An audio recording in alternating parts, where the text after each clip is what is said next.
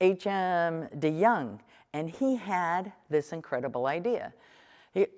Many of you have probably heard of the de Young Museum down in San Francisco, and he's the man that started it. And what he did, he was a muckety-muck in the Chicago Fair for California, and he was going back and forth, and he had opportunity and access to talk to all the people and all the countries that were displaying in Chicago. And he said, hey, 2 for 1. Instead of taking your items back to Japan, instead of taking your things back to Indonesia or to China or wherever, how about if you bring them out to San Francisco before you take them back? And then, you know, that'll cut down the shipping cost. You'll have 2 fairs for the price of 1, and he talked people into it.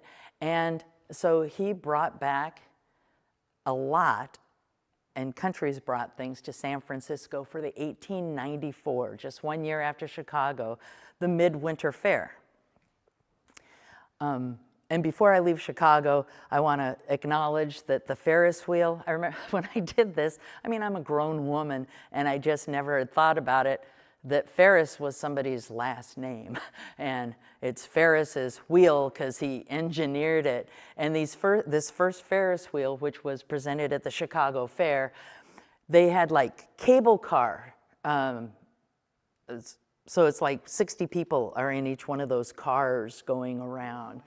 And they were trying to outdo Eiffel's Tower, also somebody's last name. And so they created this Ferris wheel, and that was quite the attraction back then. So de Young comes and brings everything out for the Midwinter Fair, and here's the 1890 Francisco. Instead of being called the White City, it's called the Opal City. And something interesting happened with my a relative. They said, you know, my mom and dad, there was a young man, and he said, my mom and dad believe in the Illuminati, and one of the reasons they have proof for that is in the late 1800s in San Francisco, there was a city that appeared and then it disappeared. And nobody knew her. And I go, I know about that city. That was the Opal City. And yes, it sprung up, and it's in the area of Golden Gate Park. It sprung up, and then they took it all down, because that's what they did with World's Fairs. Everything was made not to last. It was all a facade. And so here we are in the Midwinter Fair. Now, obviously, Humboldt County, we have a lot of redwood, and so, and there used to be more shipping. I guess the harbor was deeper, and the bigger boats could get in, and so two big boats, the SS National City and also the SS Pomona, helped take things down to San Francisco, down to the Bay Area for the Midwinter Fair. And so these are examples of things that went down. The man over on that side, that's one whole plank. That's a continuous plank. It's not anything put together that was milled out of redwood. And this is the Humboldt County building, and the picture on the right is one of the cabinets that was inside the Humboldt County building at the Midwinter Fair. So we had quite a display there.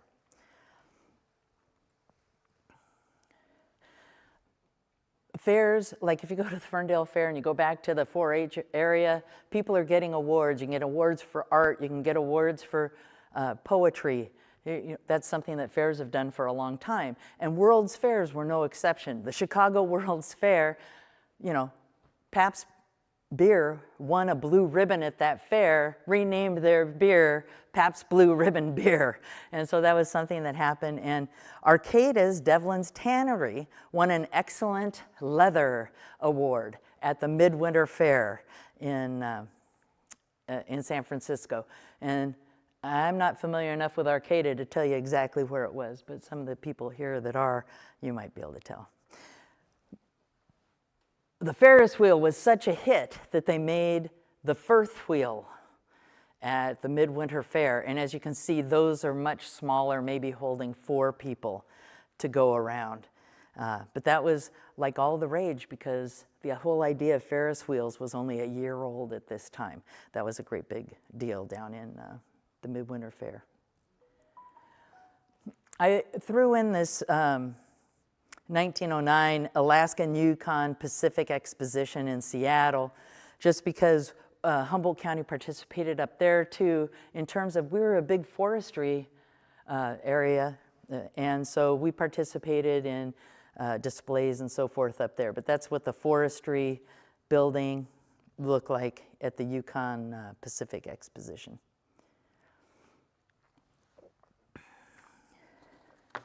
In 1915, the Panama-Pacific Exposition was held to celebrate the completion of the Panama Canal. There was a whole episode of fighting with San Diego and whether San Francisco or San Diego was going to get the World's Fair. And before we were talking about the earthquake that happened in 1906, devastation in San Francisco. And so San Diego said, don't worry about it, we'll take the fair. And so they started preparing. They actually broke ground in 1911 and continued on building things. This is when they built Balboa Park, for any of you that have been to San Diego. And so San Diego's like, okay, we're gonna have the World's Fair. And then San Francisco repaired quicker than they'd thought. And so they go, no, we'll have the fair. And San Diego's like, oh no, we've invested money, we're gonna have the fair. And San Francisco's like, no, it was ours to begin with. We want it back now. And so there was this infighting, and one of the things with these fairs is you could get money from Congress to help promote all the displays. And there was another state that was interested, and they said, well, if California can't decide, we'll just take it. And then everybody in California said, oh no, San Francisco can have it. California wants the money. But San Diego still held a fair. They called it the Panama-California Exposition. So both fairs happened at the same time in California in 1915, and then in 1916, everything from the 1915 fair in San Francisco went back down to San Diego. And it was really great. They advertised it well, like with the railroads and so forth, and really brought a lot of commerce to California hosting the 2 fairs. The San Francisco fair started in February 1915, but they had a Humboldt County Day that took place in May. And this is an advertisement, or an announcement rather, from a 1915 newspaper, the Blue Lake Advocate. And they advertised, May 22nd, the Northwestern Pacific Railroad Company will run a special through train to be designated as the Humboldt County Exposition Special from Eureka to San Francisco for accommodation of all those who desire to attend Humboldt Day at the Panama-Pacific International Exposition on May 24th. This train will leave Eureka at 8:00 a.m. The round-trip fare from Arcata to San Francisco will be good for 15 days and cost $16.50. Round-trip tickets will be sold at the same rate and good for the same length of time on the regular train leaving Eureka at 7:00 a.m. on May 22nd and May 23rd that heads down to San Francisco.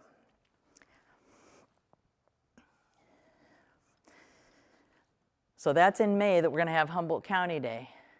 But Eureka was really into this fair, and they had planned ahead of time what would happen at noon on February 20th, 1915.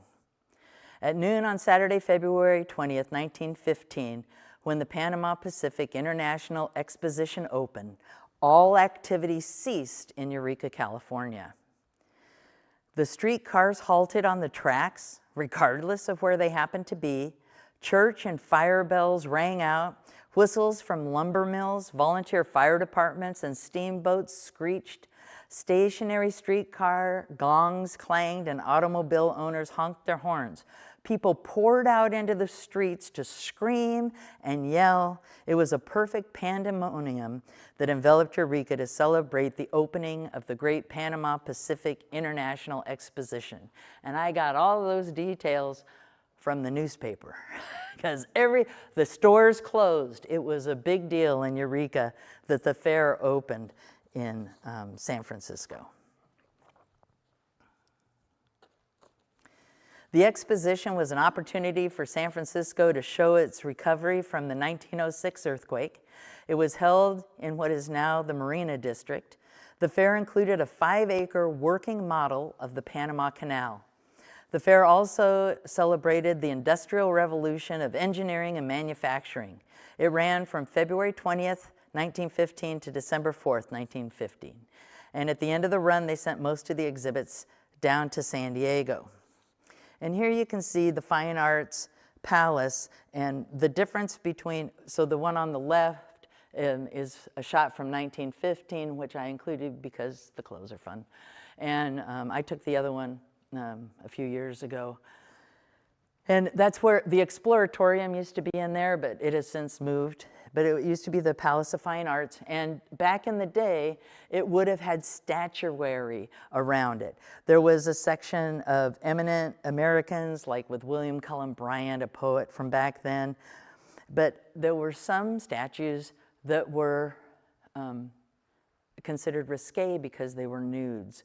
And so there were lots of letters to the editors in San Francisco about, we need to get those statues removed.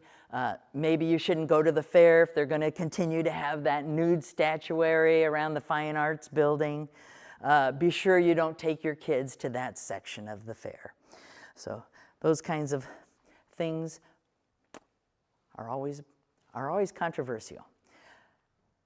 But when I went back and was really looking at the building itself, and I know it's hard to see in these slides, so here's what it looks like now, or relatively now, but at the top of the columns, there's something, there are these boxes at the top of the columns, and there's these women on each corner of the tops of the boxes, on top of the columns, that are way high in the air, right? I mean, and they're all looking into the box, so you only see the back of them.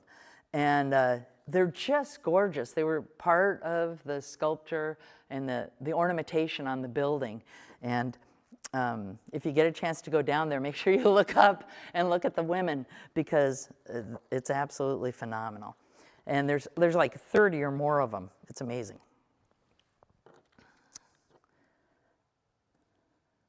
The hoo-hoos. It just cracks me up. This is what the forestry people, that was the name of their club. So this is the hoo-hoo house at the fair, and the forestry people from up here were all part of the creation of this. And as you can see, what they've done is they've emulated the columns, because the fair had lots of columns in it, and they've even got the boxes at the top, very similar, you know, to what's going on in the other parts of the fair. And so this is, I think today what we'd say is the forestry building, but it's the hoo-hoo house, and that's just fun to say. And this is the stump house, and it was I've seen in print where it says the stump house went down to the fair, but I had a tendency to believe this particular story, which is there was a reproduction of the stump house that went down to the Panama-Pacific International Exposition in 1915. And because this is an advertisement postcard blown up from the people that owned the stump house. And anyway, so that was another connection with Humboldt County down there.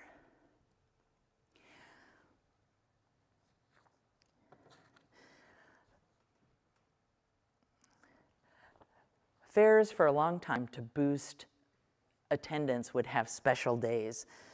The Midwinter Fair had Humboldt County Day, had San Diego County Day, had Colored Americans Day. They did not have a Native American Day, but they had special days to boost attendance.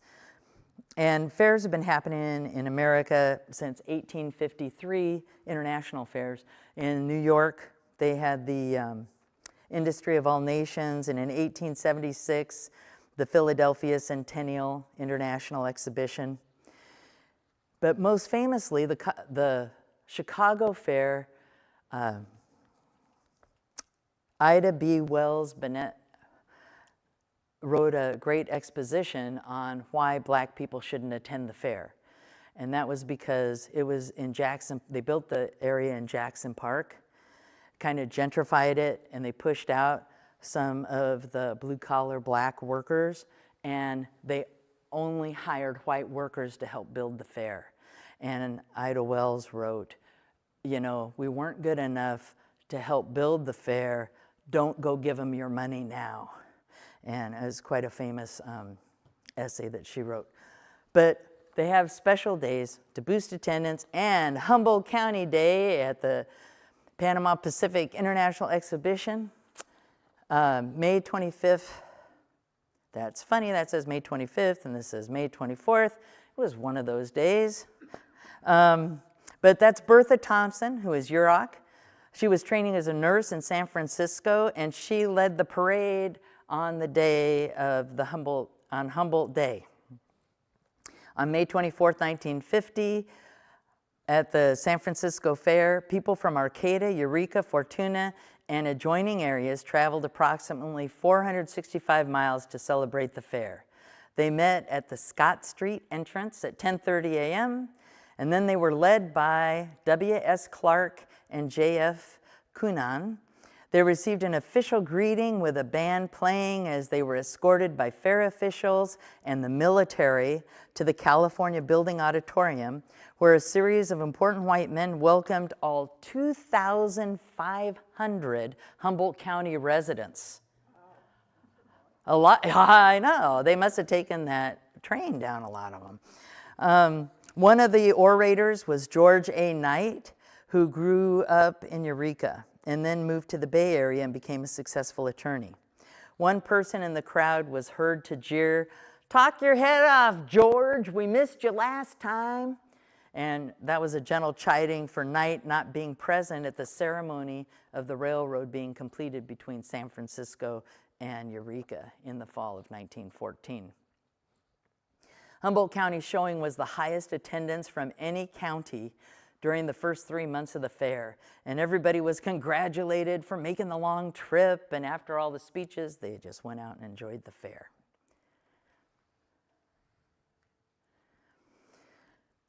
There's a 30-foot long photo here. It documents hundreds of Humboldt County residents at the 1915 Panama-Pacific International Exposition in San Francisco, and it is currently rolled up and in the back closet of Humboldt County's Visitor Center.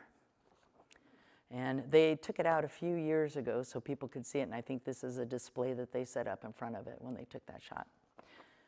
There's also, from the 1915 fair, as you go out of the Clarke Museum, over on the right, there's a relief map of Humboldt County, and that's from the same fair. It's an actual exhibit from there, and there's small replicas that you can buy here at the Clarke Museum to support the museum.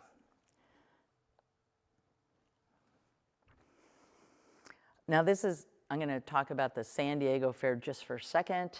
They had an organ pavilion with pipes in it. As I said, they had the fair in 1915 and 1916.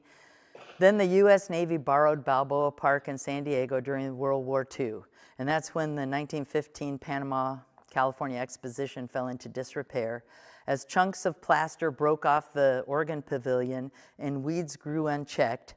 St. Paul's Lutheran Church in San Francisco allegedly obtained some of the pipes from the original organ pavilion from the San Diego Fair in Balboa Park. And in 1952, the Lutheran Church needed to raise money, and they sold those pipes to the United Methodist Church in Fortuna, California. George H. Sandin, who you see in this photo, installed those pipes in the Methodist Church as part of a 3-manual organ down in Fortuna. And this photo is courtesy of Doris DeLong, who was George Sandin's daughter and the source of this story. I tried to confirm this story, but I couldn't trace any pipe selling and so forth, but there you have it. The 1939 Golden Gate International Exposition in San Francisco at Treasure Island, one of the themes there was a celebration of the Oakland Bridge, which wasn't that old, and the new Golden Gate Bridge. And there's Treasure Island. And a close-up of it. This is a picture of my friend Edie Lewis. I was just in Palm Springs last week, and we went on the tram that goes up San Jacinto, and you get off the tram, and they take your picture, your group's picture. They do it at Disneyland, at SeaWorld, wherever you go. Take the group picture, and then they sell it to you later on. Same thing. My friend Edie Lewis goes to the 1939 fair. She walks in, they take her picture, and this is it.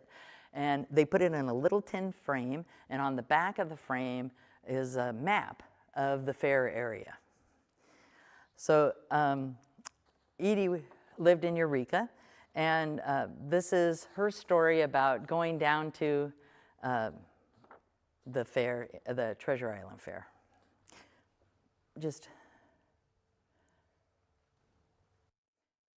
This was the first fair, this is the first fair that wasn't a city. There was the Opal City, the Emerald City, I don't know. Anyway, this is Treasure Island, so it was a departure from the whole city theme. My sister and I had never been in San Francisco before, and it was the first time for all of us to cross the Golden Gate Bridge. Dad drove our second-hand 1935 Oldsmobile, and he was a very good driver. Even so, if you've ever driven through Richardson's Grove on Highway 101, the whole trip was like crooked. My sister and I sat in the back getting car sick, and Dad always pulled over because he wanted to keep the inside of the car clean. It probably took us 10 hours to drive from our home in Eureka to San Francisco, and that's without stopping except for our queasy stomachs. In 1939, we didn't have a lot of money, and it seemed no one did, so we lodged with my mom's brother and his wife, although they didn't go to the fair with us. And that was pretty common to make fairs, going to the fairs, part of a larger trip, possibly to see family and staying with relatives to reduce costs.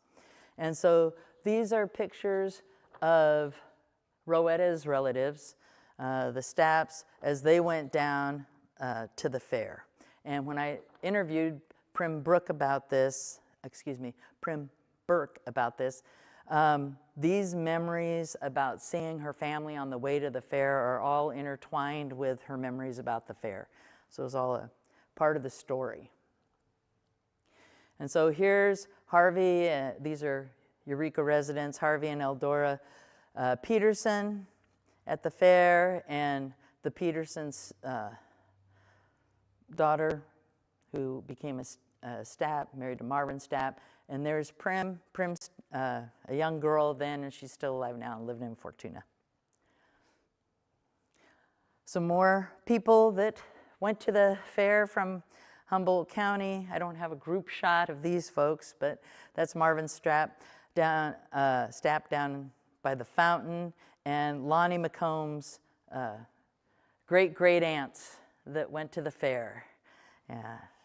So Lonnie was pretty excited to share that picture with me.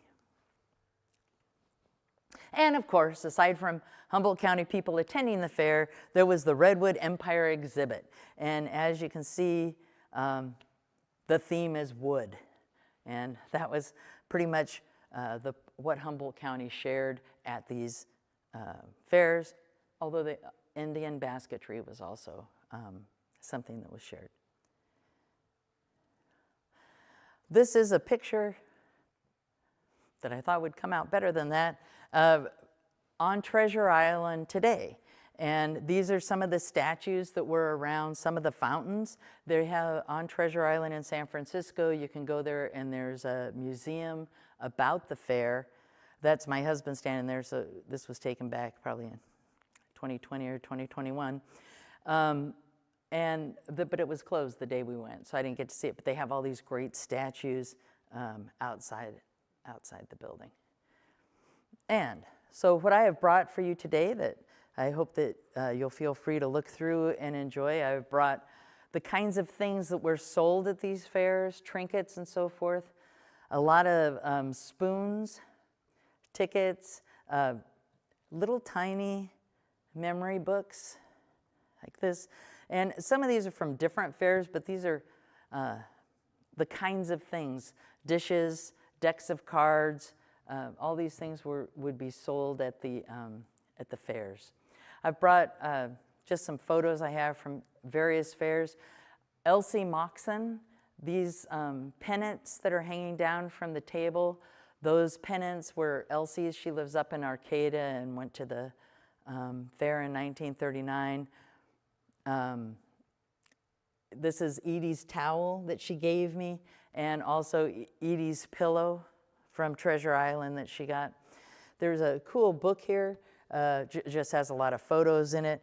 And one of the things that I was able to get a lot of information from are postcards. And so there's lots of postcards here from the fairs if you want to see more pictures of that kind of thing, and stamps.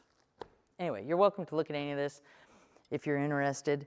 And I'm open to any questions that I may be able to answer at this time. But I'm going to put a prettier picture up because this is pretty ugly. No offense, Mike. Okay. No offense. Anybody have a question you think I could answer? Yeah. I wonder if you came across an inventory of the Humboldt County artifacts at Chicago. Oh, the question was, did I come across any inventory of what was in the Humboldt County exhibit at the 1893 Chicago Fair? No.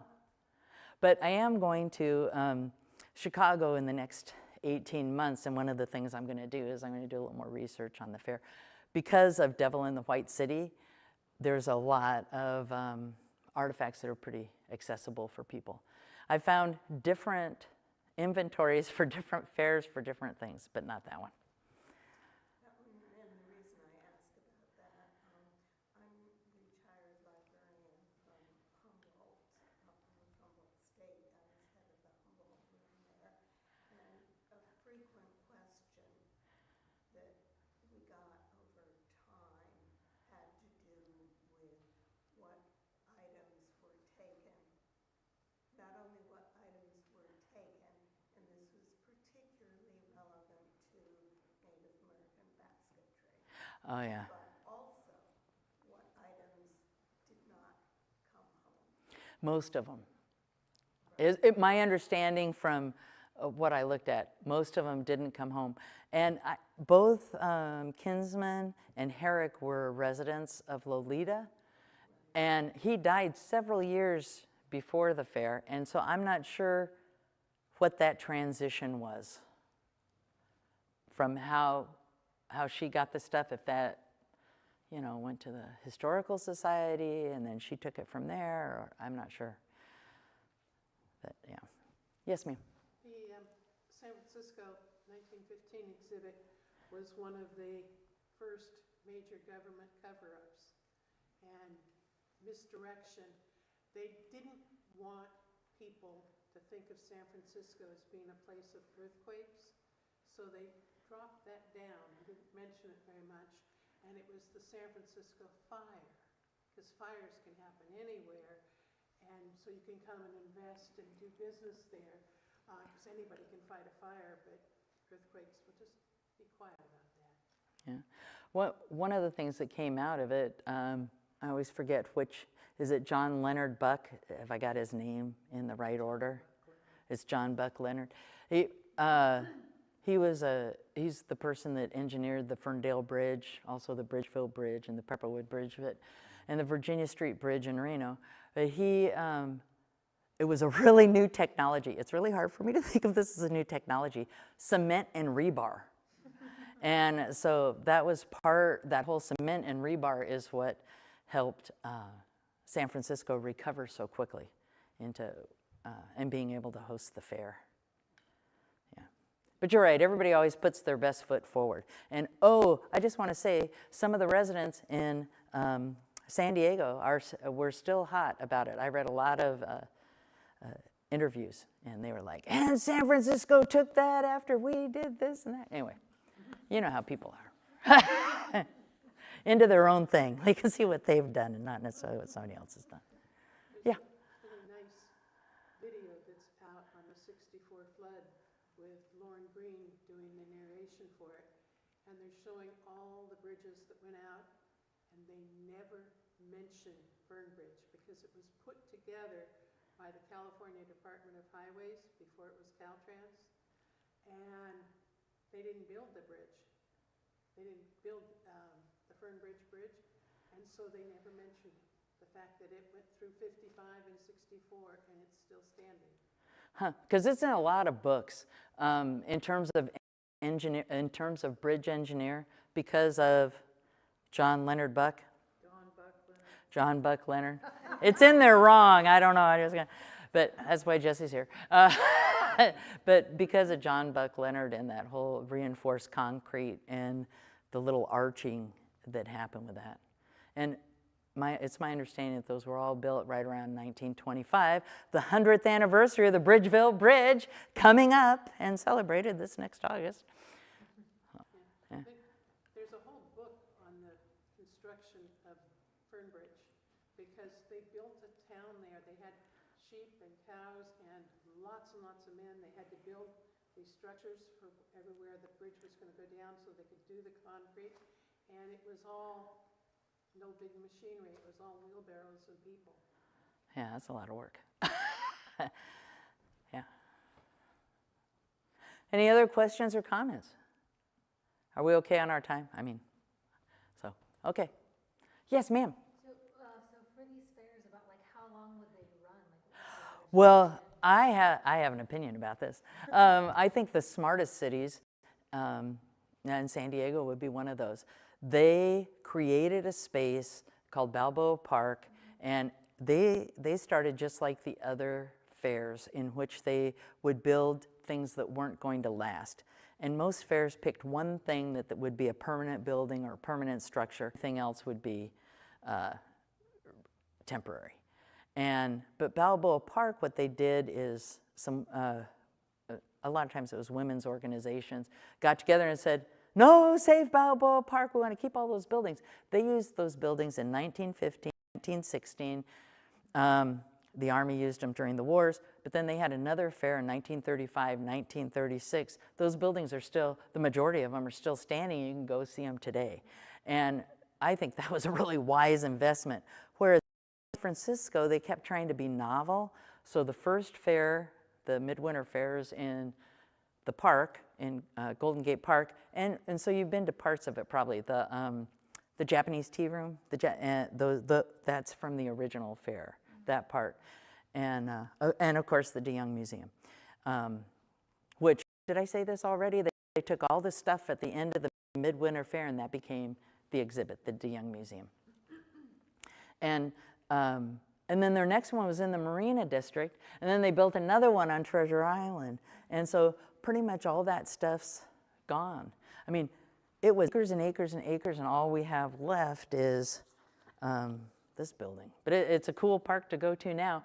And you almost always see people going there for like prom pictures, or sometimes people getting married there. So the parks are still really utilized. And of course, they have museums and things there. Yeah, if you still go down to Balboa Park, typically when the weather's good, and aside from winter, every Sunday there's usually like an organ concert that still happens. Yeah, the organ still works there, and that's, yeah, yeah. Yeah, but I don't think what was your question? Oh, just like typically for a fair, like would the duration be like a week? Oh, what would the duration be? Generally, they'd be 3 months. And it was a lot of work to put together. One of the fairs that's my favorite fair was down in Long Beach. And like, people in Long Beach don't even know they had a fair, practically, because they had a whole bunch of other stuff that happened, some flooding, some fires, some stuff that happened right afterwards, and it kind of took it out of memory. But theirs was only like 3 months long, but they built an entire Tunisian village They had people they had people be there that were, I can't think of what they call the Islamic people that call people to prayer. Does anybody know the name of that person? They had those people there that would call people to prayer. Was it 5 times a day? 5 times a day? And they would all face east, everything would stop. And they had a minaret tower. They had this whole Tunisian village. They had camels and stuff. It was really quite incredible, and it's all gone. There's nothing left. I mean, not a smidge left, and it wasn't a full year. Do you happen to know like where that was? Because I'm from Long Beach. Oh, it was at the end of 7th Street. There's a park to the left, but it's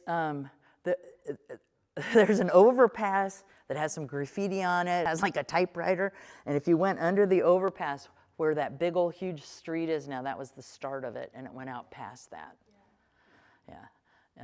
Anyway, there's nothing left. My dad grew up in Berkeley, Oakland, and he talked about Treasure Island being made, because it's not an island, it was dump trucks of dirt, and it's filled. Yeah, that was back in the day that we didn't care about estuaries. In general, people in California didn't care about estuaries back then. So, yeah. And it's being used for something else now. It's a port or something for, I forget. It was military for a long time. Yeah, I think it still is. There's lots of fences. But anyway, yeah, some of them were just 3 months long. But World's Fairs, there were, you think about how many World's Fairs were there? Maybe 10, But there were so many World's Fairs that, let me just see if I can quickly find it. Like in the 1930s, there was like several fairs. Here we go. Like 1906. This is the list of World's Fairs between 1906 and 1910. And these are the list of the World's Fairs. So there's more than one fair happening at a time that are called World's Fairs because they were really good money makers. And so municipalities started going, hey, let's have a World's Fair. And so they did, and it got kind of out of hand. And that's why, I can't remember when it was, in the 30s or 40s, they made an organization now that is in charge of who says it's a World's Fair, and you have to apply to them to become an official World's Fair. But that wasn't true when these fairs were happening. They could just say, we're World's Fair. And so they were. So, any other questions? I could actually go on for quite a while about different things. So I'll shut up now, but unless you have another question. Well, thank you all for being here today. Appreciate it. Thank you. Yeah. Is